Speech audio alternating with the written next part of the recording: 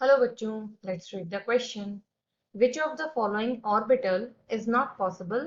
A option is 4f, B option is 3d, C option is 2d and D option is 4p. तो यहाँ से इस question में हमारा की कंसेप्ट क्या कहता है कि आज हम यहाँ पर बात करेंगे एटॉमिक ऑर्बिटल्स के बारे में और साथ में उनके क्या क्या क्वांटम नंबर्स होते हैं जिससे हम उन्हें रिप्रेजेंट कर सकते हैं, उनके बारे में हम यहाँ आज बात करेंगे। Quantum numbers. अब देखो, हम यहाँ पर एक चीज जानते हैं कि जो एटॉमिक ऑर्बिटल्स होते हैं उन एटॉमिक ऑर्बिटल्स को क्वांटम नंबर से रिप्रेजेंट किया जाता है।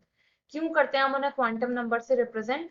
ताकि हम उनके बारे में बहुत स्पेसिफिकली जान सकें। जैसे कि n जो है, ये क्वांटम नंबर हमारा होता है प्रिंसिपल क्वांटम नंबर, जो हमारे शेल के बारे में बताता है कि किस शेल में इलेक्ट्रॉन होगा। इसके बाद आपका यहाँ से आ जाता है l। ये l आपका बताता है एजीम्यूचुअल क्वांटम नंबर।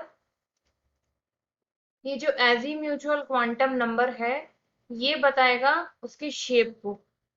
इसके बाद अगर यहीं पर हम बात करें m यानी कि मैग्नेटिक क्वांटम नंबर, तो ये मैग्नेटिक क्वांटम नंबर क्या करता है, ये बताता है कि उसमें कितने ऑर्बिटल्स जो है, कितने मैक्सिमम इलेक्ट्रॉन्स उसमें आप फिल कर सकते हैं। अगर एक ऑर्बिटल में 2 जाएंगे तो मैक्सिमम कितने वहां पर फिल हो सकते हैं। और s आपका वहां पर बताएगा स्पिन।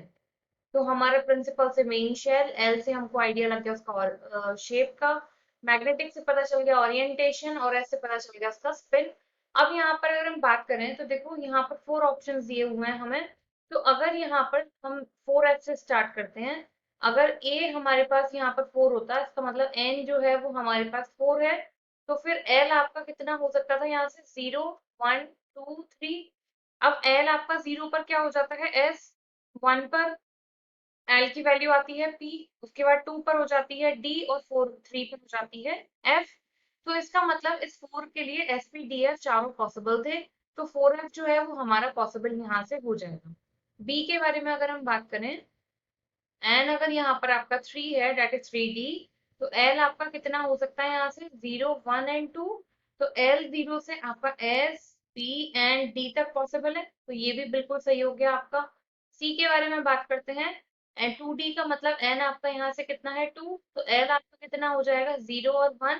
मतलब पॉसिबिलिटी है कि एस और पी ऑर्बिटल की, जबकि यहाँ इसने हमें दिया हुआ है 2d, डी के तो यहाँ पर पॉसिबिलिटी थी नहीं। तो ये ऑप्शन आपका हो जाएगा रॉन्ग। डी वाले को और देख लेते हैं। एन इज इक्वल टू हो गया हमारे यहाँ से 4। एल आपका कितना हो जाएगा यहाँ से? 0 1 2 एंड 3। तो पॉसिबिलिटी आ जाती है आपकी S P D and F. तो ये ऑप्शन भी करेक्ट हो गया। ऑप्शन थर्ड जो है वो आपका हो जाता है यहाँ से incorrect answer. I hope you understood well. Thank you.